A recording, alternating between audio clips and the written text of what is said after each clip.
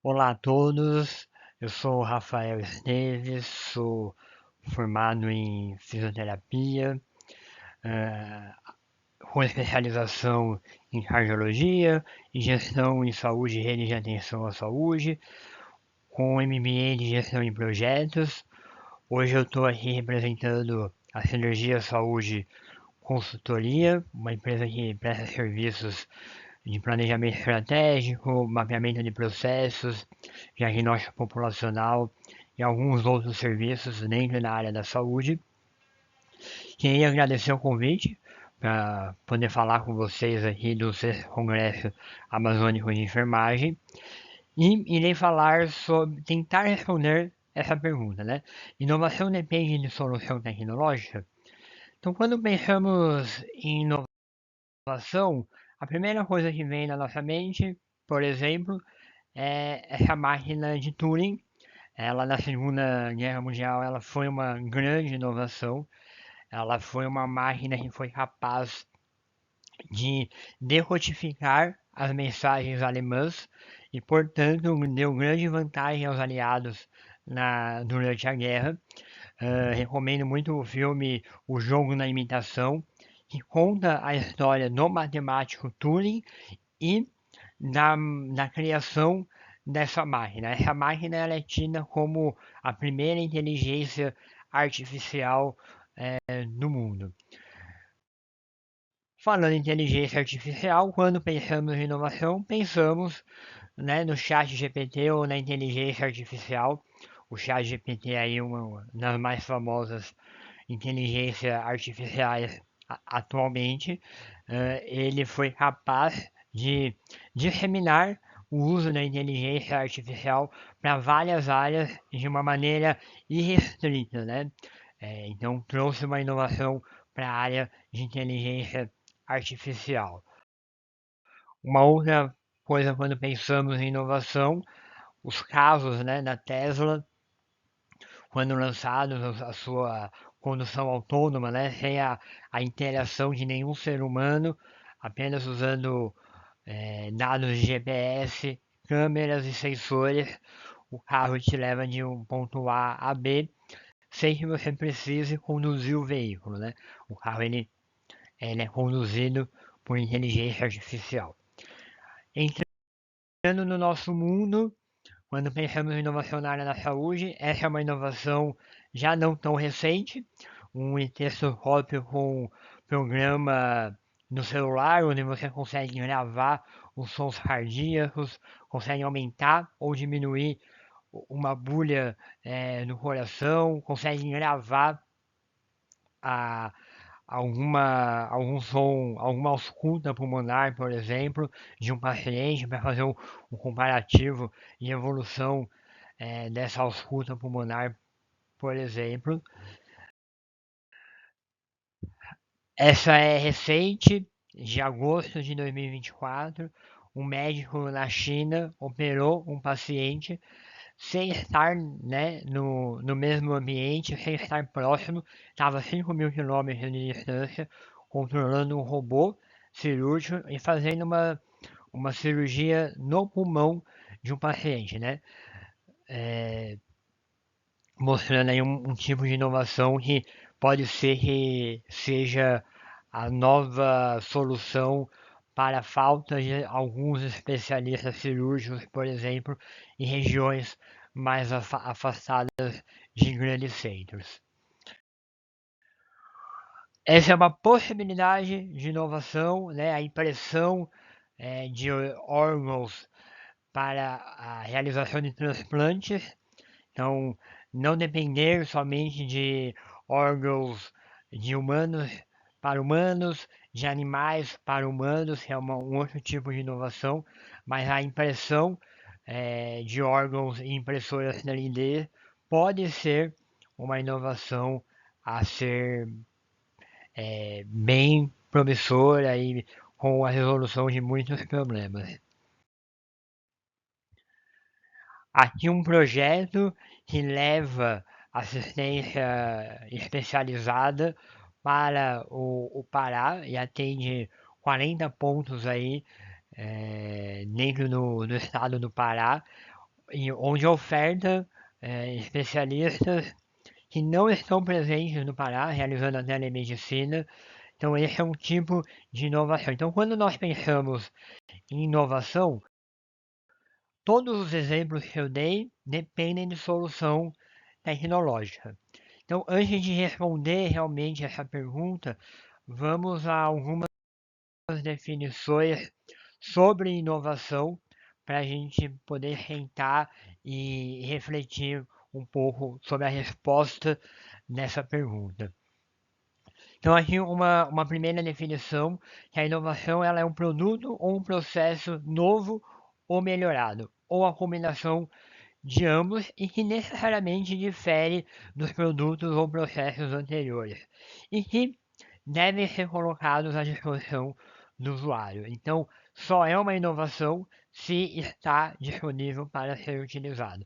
Então, aqui um primeiro paradigma que queria trazer é que a inovação ela não precisa ser algo novo e não necessariamente necessita ser um produto. Ela pode ser um processo ou um produto melhorado e que tem que ser disponível para o usuário. Aqui uma outra definição que reforça a anterior. Então, uma inovação é a introdução de uma novidade ou aperfeiçoamento no ambiente produtivo e social e que resulte em novos produtos, serviços ou processos. Ou seja, reforçando a ideia de que não necessariamente eu preciso trazer algo novo, mas eu posso trazer algo que vai ser melhorado. E a última definição de inovação, para a gente encerrar esse bloco, é que a inovação ela pode ser definida como a criação de algo novo ou a melhoria de algo existente. Então, aqui nessa primeira linha, ela resume as definições anteriores e traz a mensagem principal que eu queria deixar nesse primeiro momento. A inovação não necessariamente é algo novo. A inovação pode ser algo que já existe, apenas melhorado. E aqui nós temos, vou trazer dois tipos de inovação, de definição, né? Nós temos a inovação de produto, que nada mais é uma inovação de um produto ou um bem ou serviço novo ou melhorado e que difere significativamente aos anteriores.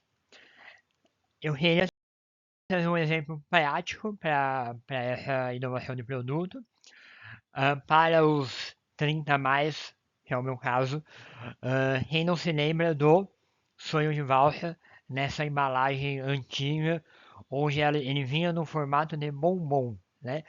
E nessa embalagem antiga, ela deixou de ser utilizada para ser utilizada essa embalagem nova à direita na tela.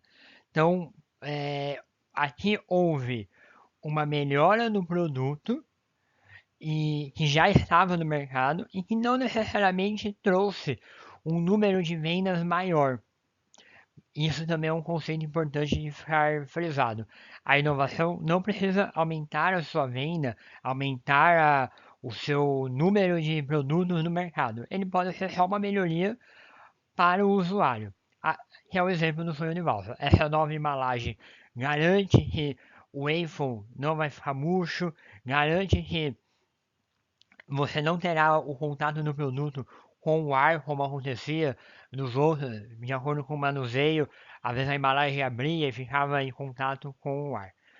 Uma, uma curiosidade nesse case aqui, nesse caso do sonho de valsa, é que nessa mudança, a Lacta, além de melhorar a experiência do usuário, também mudou o seu formato de tributação desse produto, e aí, consequentemente, ela paga menos imposto hoje do que na embalagem antiga, porque hoje ela é considerada um waffle, e aí um waffle paga menos imposto do que um bombom, que era considerado na embalagem anterior. Falando de um outro tipo de inovação, inovação de processos de negócios, Aqui envolve a criação ou melhoria significativa de processos usados dentro do negócio. E aqui pode ser desde a produção até o serviço prestado. Tá? Esses processos eles podem ser internos, ou seja, desenvolvidos internamente, ou eles podem ser adquiridos. Então eu posso comprar um novo processo, uma inovação de fora e implementar e fazer uma inovação dentro do processo do meu negócio. Normalmente esse tipo de inovação ele busca aumentar a eficiência, qualidade e acessibilidade do negócio e também busca uma redução de custos, tá? Eu queria trazer como exemplo para esse tipo de inovação a Toyota como um todo, mas eu vou falar de ela inovou em seus processos depois da Segunda Guerra Mundial como um todo, mas eu vou trazer uma ferramenta específica que eles utilizaram que chama Just in Time. Essa foi uma ferramenta que eles criaram, né, uma metodologia que eles criaram para sair do modelo Fordismo utilizado nas indústrias automobilísticas até então. E qual era o modelo Fordismo? Era que eu produzo os carros independente se eu tenho venda ou não. Eu produzo, faço o estoque e aí eu me preocupo com a venda. O Just in Time ele vem numa lógica diferente, onde eu só produzo um carro se eu tenho a venda já consumida. Né? Então a Toyota trouxe esse modelo de eu não vou produzir carros independente da minha venda. Eu só vou produzir carros se eu tiver a venda feita. Tá? Então, com isso, a Toyota conseguiu reduzir os seus custos de produção, os seus custos de armazenamento, de estoque e trouxe a Toyota para um patamar que hoje ela é conhecida uma das principais empresas de automobilismo do mundo. Trazendo um pouco na nossa realidade, como que eu poderia utilizar o Just in Time para o ambiente hospitalar, por exemplo. Hoje, a entrega na farmácia de medicamentos para as unidades variam de acordo com o serviço e a possibilidade de cada serviço. Se nós temos uma entrega que acontece a cada 24 horas, por exemplo, eu vou ter um estoque nas unidades maiores. Então, eu já tenho uma demanda e eu atendo essa demanda. Né? Então, já é o começo do Just in Time já é utilizado. Eu só mando o medicamento para uma unidade de internação se eu tenho a prescrição médica e então eu já tenho a primeira premissa cumprida. Eu só vou mandar se eu tenho a prescrição médica. Porém, se eu faço essa entrega a cada 24 horas, eu posso gerar um estoque muito grande dentro das unidades hospitalares, porque em 24 horas muita coisa acontece. O paciente pode ter o medicamento suspenso, eu posso mudar a, a, a miligramagem desse medicamento, o paciente pode ir de alta nessas 24 horas. Então, há diversas variáveis que podem levar a eu ter um estoque dentro da unidade. E estoque é desperdício, né? Então, como a inovação de processos de negócio vem com esse olhar de diminuir o custo, diminuir desperdícios, e se eu diminuir essa entrega e diminuir o tempo, né, e aumentar a frequência, ou seja, se eu fizer essa entrega de medicamentos a cada 12 horas, a cada 6 horas, a cada 8 horas, a chance de eu ter um estoque na unidade é menor e, consequentemente, eu tenho um custo menor e um desperdício menor. Bom, diante dessas definições, eu queria trazer aqui alguns exemplos e perguntar para vocês se isso é inovação ou não. Então, isso é uma inovação? Uma inteligência artificial desenvolvida para identificar sinais precoces de câncer de mama através de exame de sangue. Então, isso é uma inovação?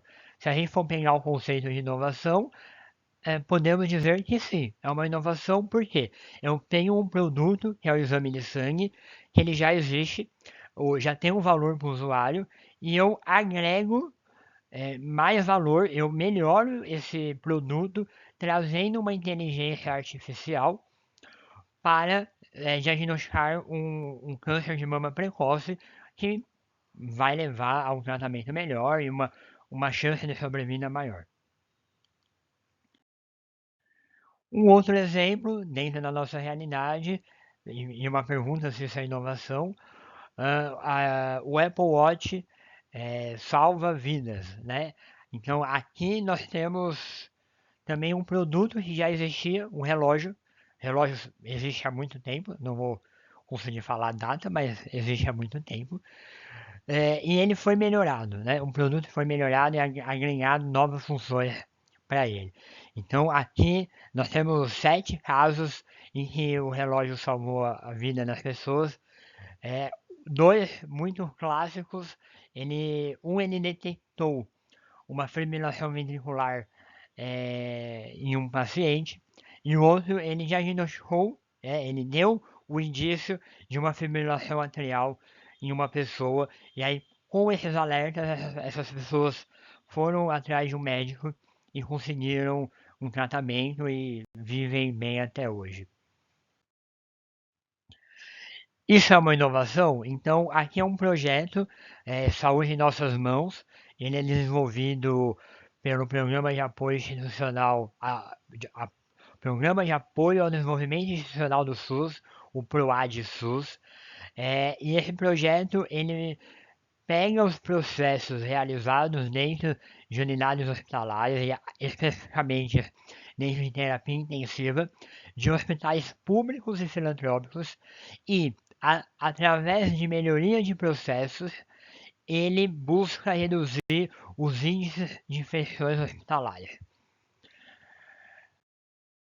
Como resultado desse projeto, ele já acontece há 6 anos, ele salvou mais de 5.000 vidas dentro do Sistema Único de Saúde, porque ele evitou cerca de 13.500 infecções relacionadas à assistência à saúde dentro de terapia intensiva.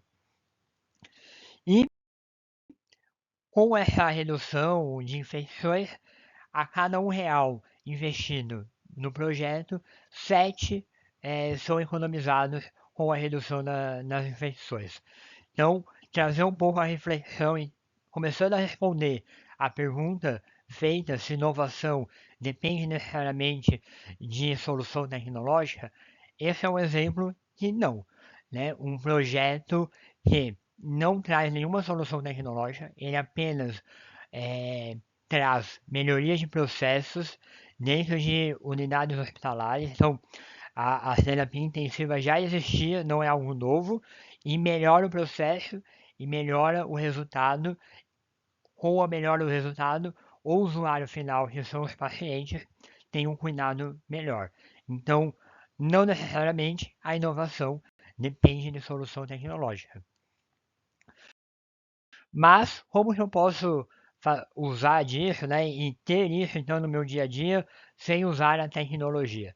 A partir de agora eu vou trazer algumas ferramentas que podem ser utilizadas no dia a dia para inovar no serviço e facilitar esse processo inovador. A primeira ferramenta é o Design Think, é uma ferramenta que não é nova, ela é da década de 70, ela foi criada nos Estados Unidos e ela tem como dois princípios, né? O cliente, o usuário, o paciente, ele tem que estar no centro da solução, então sempre que eu estiver pensando, ele precisa pensar no paciente, no cliente, ele é mais importante. Então, o que eu acho não importa, importa o que o paciente, a pessoa para quem eu estou pensando na inovação pensa. E ela tem que ser colaborativa, então eu não vou pensar sozinho, eu não vou resolver sozinho e eu não vou inovar sozinho. Aqui tem que ser em grupo, e quanto mais saberes envolvidos para utilizar essa ferramenta, melhor é. O design thinking ele é dividido em 5 etapas, basicamente. A primeira é a empatia. Então, é tão importante a empatia na ferramenta que a primeira etapa se chama empatia. E a empatia ela é fundamental para entender a dor e a necessidade, né, do meu usuário final. E nessa etapa, basicamente é buscar informações desses usuários para entender a dor desses usuários. Então, como que eu faço isso? Através de entrevista, observações do usuário utilizando o serviço, o produto, e aqui nessa etapa, visa levantar os problemas e enxergar quais são as dores desses clientes. Vale ressaltar que já foi comprovado, tem estudos sobre isso, que quando se pensa com empatia, outras vias, outras sinapses são realizadas do que quando pensamos somente na resolução de um problema sem ter empatia. Tá? A segunda etapa é o define, ou análise e síntese. Nesse momento, eu já tenho quais são os problemas do usuário, e aqui nesse momento eu vou atrás de dados para ver se realmente são problemas que compreende a todos, ou é apenas um usuário que tem um problema, e aí não vale a pena eu pensar em um usuário apenas, né? Eu tenho que pensar amplamente. Nessa etapa, eu, além de dados e atrás das informações para comprovar o problema, eu posso usar mapa mental, posso usar diagrama para chegar a essa conclusão. Nessa etapa, eu tenho que definir o meu público-alvo e eu tenho que definir qual é o problema que eu vou tratar. Atenção, público-alvo e qual é o problema que eu vou tratar. A solução, ela vem na próxima etapa, que é a etapa de ideação. E aí aqui nessa etapa, ela é basicamente dividida em dois momentos. O primeiro momento é onde a gente vai usar a ferramenta tempestade de ideias, no inglês brainstorm, onde esse grupo que vai estar trabalhando junto, vão dar ideias das mais diversas para solucionar o problema. Sem a conotação de isso é impossível, isso não vai dar, isso é surreal, não tem um julgamento de valor na primeira etapa. São ideias para solucionar os problemas. E aí na segunda etapa, eu vou separar essas ideias e aí eu vou fazer um tratamento aí sim de quais ideias são possíveis e vou chegar na definição de qual ideia eu quero trabalhar, qual é a solução que eu vou buscar para esse problema. A partir do momento que você tem a segunda etapa feita na ideação, eu passo para a prototipação. Então, com a ideia definida, eu vou prototipar essa solução. Nessa etapa aqui, a ideia é criar um produto mínimo, que a gente conhece como produto mínimo viável, na sigla MVP, que aí é do inglês. Eu vou criar um produto mínimo viável. O que é isso? Eu vou criar algo para testar, para a próxima etapa. Aqui eu vou criar algo para eu vou testar, a equipe vai testar, são testes menores e ver se faz sentido e se resolve o problema.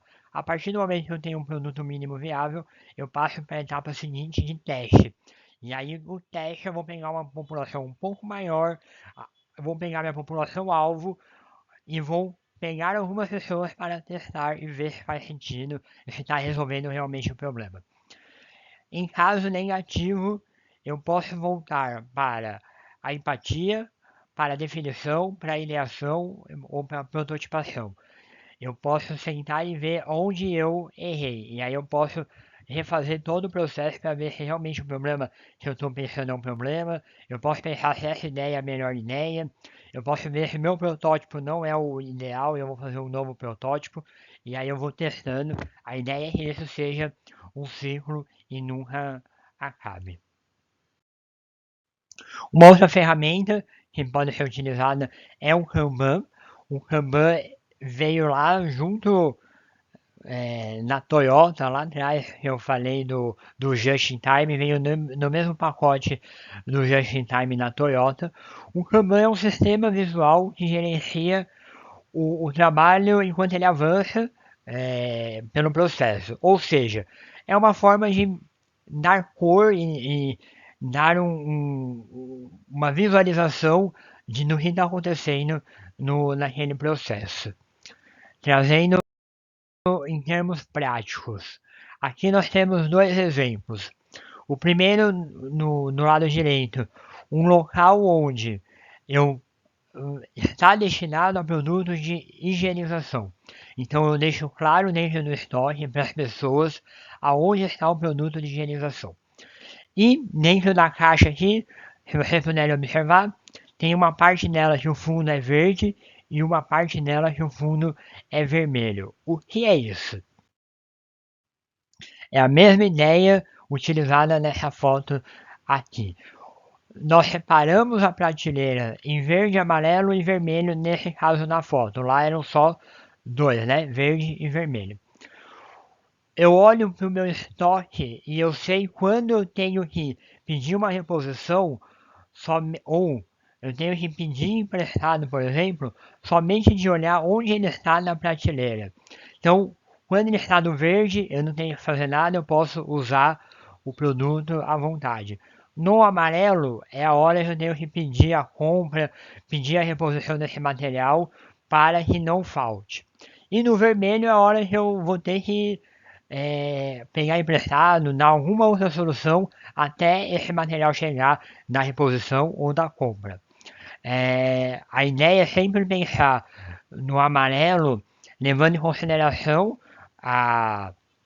o tempo necessário para chegar esse material. Então, se demora 2 dias para chegar esse material, eu não posso colocar o amarelo um dia antes de chegar no vermelho, porque aí eu não dou a chance do processo dar certo. Então, se o material chega com 2 dias, eu tenho que chegar no amarelo com 2 dias antecedente de chegar no vermelho. Então, é um cálculo de quanto eu uso de produto para dimensionar o verde, o amarelo e o vermelho. Uma outra ferramenta que a gente pode utilizar no nosso dia a dia é o Kamishibai. É uma variação do Kanban, porque também usa o sistema visual de cores, mas ele tem alguns outros elementos. O Kamishibai originalmente nada mais é do que um teatro, uma arte japonesa, né? Que é um teatro feito através de cartões, né? E aí, como essa ferramenta se utiliza de cartões, ganhou o mesmo nome nessa arte no teatro, né? E o que ele é? Nada mais é do que uma junção de sistema de cores com a descrição e o exemplo ilustrativo do que deve ser feito naquela etapa do processo. Meio confuso, né? Acho que com o exemplo vai ficar um pouco mais claro. Aqui nós temos um quadro de Kamishibai feito numa cartolina. Então, para demonstrar que a solução tecnológica ela não é muito necessária para inovar. Tá? Temos a coluna de leitos e depois dos leitos a categorias profissionais que envolvem o processo de alta do paciente. Tá? Então, o processo aqui identificado é a alta do paciente. O cartão do leito ele é verde e vermelho. Quando ele é vermelho, esse paciente não está de alta, tá? Então não temos alta prevista para esse paciente. Quando o cartão e aí todos os outros cartões eles estão virados como o da enfermagem, tá? Com a barra vermelha e ali nós temos um checklist do que a enfermagem tem que fazer para alta. Quando esse cartão vira verde, todas as profissões ali têm que chegar no seu checklist e ver o que eles precisam fazer para a alta daquele paciente. Então, aqui nesse exemplo, nós podemos ver que a enfermagem ainda não cumpriu as suas etapas para esse paciente de alta. A fisioterapia já colocou ele verde, então já cumpriu o que precisava ser cumprido. A nutrição ainda também não concluiu o seu processo de alta. A farmácia já concluiu, está verde. E a área administrativa, que são os dois últimos colunas, também não cumpriram ainda o seu papel para a alta desse paciente. O que isso significa? Eu estou expondo a equipe que não está fazendo a parte dela. Não, muito pelo contrário. Eu estou expondo que, às vezes, o que está faltando para a enfermagem, por exemplo, é a solicitação de um transporte sanitário. Se eu vejo que o transporte sanitário está faltando, o administrativo, por exemplo, a parte administrativa, pode tentar fazer esse contato e pedir esse transporte sanitário. Né? A nutrição, por exemplo, está pendente uma orientação de alta para a utilização de sonda nasointeral nesse paciente. Se a enfermagem vê isso e já cumpriu o seu checklist, e às vezes o acompanhante não está, quando o acompanhante está, a nutrição não está, e assim por diante, a enfermagem pode ir lá e fazer essa orientação para o familiar e ajudar a nutrição e agilizar a alta desse paciente. A ideia aqui é que o paciente saia o mais rápido possível para que ele não fique dentro do ambiente hospitalar. Então, a partir do momento que ele tem alta, ele precisa ir embora o mais rápido possível. Além do paciente, além de ser melhor para o paciente, pensando para a gestão de leito no hospital, também é importante que o paciente saia o mais breve possível para que esse leito gire e consiga atender mais pacientes naquele leito. Então, esse é um exemplo prático do Kamishibai. Ele pode ser utilizado também dentro de centro cirúrgico, por exemplo. Eu posso traduzir um protocolo de cirurgia segura dentro da sala. Então, o paciente entrou na sala, o cartão vira verde. E aí eu separo as colunas pelos profissionais da sala. Então, o anestesista, o cirurgião, o circulante, o instrumentador. A cirurgia só começa se todos os cartões estiverem verdes, por exemplo, virado no lado verde. É uma possibilidade de um outro uso do Kamishibai, onde eu garanto que um processo aconteceu e todo mundo pode ver esse processo aconteceu. Eu diminuo a chance de risco e eu exponho menos o paciente ao risco e os profissionais ao erro. Tá? Então é uma outra forma de utilização no Kamishibai. Tá? Então essas são as ferramentas que eu trouxe, 3 ferramentas, pensando no dia a dia em que uma pessoa pode pesquisar, pode olhar e pode aplicá-la sem investimentos para trazer inovação para o seu serviço. Então, fazendo uma recapitulação, Design Thinking, uma ferramenta para inovar, que deve levar em consideração a empatia, ou seja, eu tenho que pensar no problema do meu usuário, não no meu problema. Eu posso ser usuário? Posso, mas eu tenho que ter sempre em mente que o centro é o usuário. E empatia, eu tenho que. E equipe, perdão. É uma ferramenta colaborativa. Eu não vou fazer design thinking sozinho. Eu vou fazer design thinking com uma equipe multidisciplinar, com vários saberes, para que tenhamos um resultado final adequado. Design thinking, o Kanban, sistema visual para processo. Então, eu utilizo de cores para facilitar o meu dia a dia. O exemplo que eu trouxe aqui no estoque, na farmácia, de sinalizar com uma fita verde, uma fita amarela e uma fita vermelha qual é o meu ponto de segurança, qual é a hora que eu tenho que pedir a reposição e qual é a hora que eu preciso pegar emprestado em uma outra solução sem ser a reposição. Eu não falei no Kanban, mas um outro exemplo de utilização do Kanban é com a média de permanência, né? O paciente interna, ele tem uma previsão de alta para 5 dias, por exemplo. Dentro dos 5 dias, esse paciente vai ter uma cor verde. Se no quarto dia ele não tiver uma alta, ele pode virar amarelo. E se ele passa de 5 dias, ele é um paciente com a cor vermelha. E aí é um paciente que eu tenho que olhar e ver por que ele não foi de alta. É a previsão de alta que não estava adequada? É algum processo dentro do hospital? É um exame que está faltando? Eu consigo ir atrás do problema desse paciente e resolver ele sem precisar ficar entrando prontuário por prontuário, por exemplo. Se eu tiver uma sinalização que ele é vermelho, eu entro só no prontuário naquele paciente.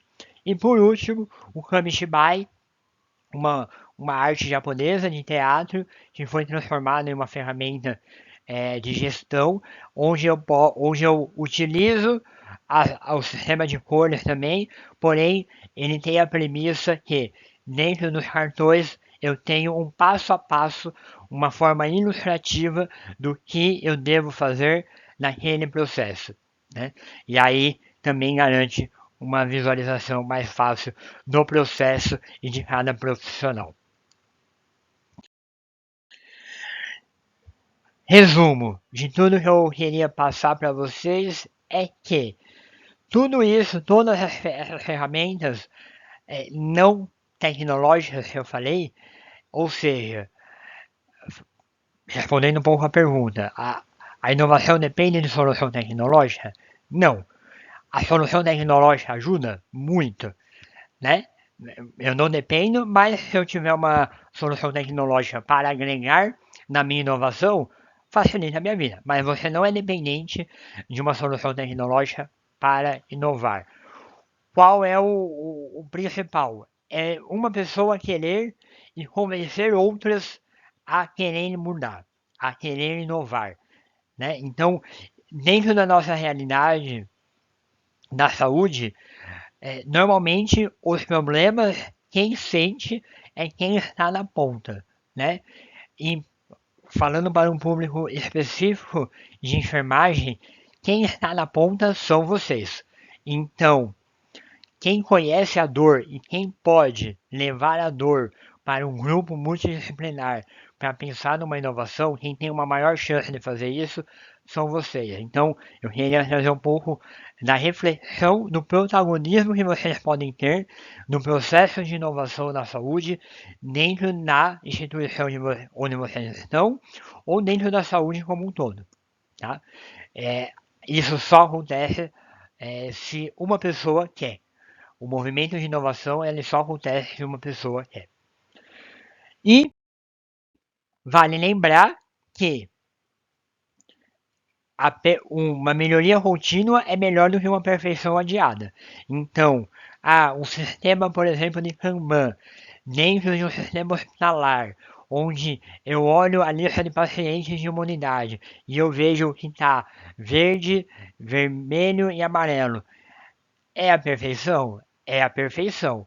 Porém, se eu não tenho essa perfeição, como que eu posso melhorar de uma forma sem ser uma solução tecnológica e sem ser demorar, esperar anos por uma solução com baixo investimento? Eu posso criar dentro de um quadro no quarto do paciente, eu coloco um adesivo amarelo, vermelho e verde, que nem um sistema de rodízio. Eu posso fazer isso. Então, a perfeição adiada é a pior coisa que a gente pode ter no nosso dia a dia. E aqui vale lembrar que uma solução tecnológica sem processo é apenas mais um sistema, tá? Não é uma solução. Entende? Eu queria esclarecer para ver se ficou claro. Uma solução tecnológica sem processo é mais um sistema, não é uma solução, tá? Se você não tiver um processo, se você não tiver algo já estabelecido dentro da equipe, você não vai ter uma solução tecnológica, você vai ter um sistema. E por fim, a inovação ela pode ser tecnológica ou não, correto? Chegamos a essa conclusão. O que não difere se ela é tecnológica ou não é que a inovação precisa resolver os problemas das pessoas e precisa agregar valor. Então eu só agrego valor se eu soluciono o problema. Então a inovação não precisa ser tecnológica, porém ela precisa sempre resolver problemas reais e agregar valor. Essa era a mensagem que eu queria deixar para vocês. Agradecer mais uma vez o convite para falar com vocês aqui. Fico à disposição para retirada de dúvidas, para fazer um debate, para esclarecer qualquer dúvidas que vocês tenham. Aqui está o meu telefone, que é o WhatsApp, o meu e-mail. Eu estou disponível no LinkedIn também através da minha página pessoal, Rafael Esteves Saúde, ou pelo perfil na Sinergia Saúde Consultoria. Agradecer também a Sinergia por permitir que eu viesse aqui e pudesse falar com vocês e realizar essa troca com vocês. Mais uma vez, obrigado e fico à disposição para qualquer dúvida e esclarecimentos.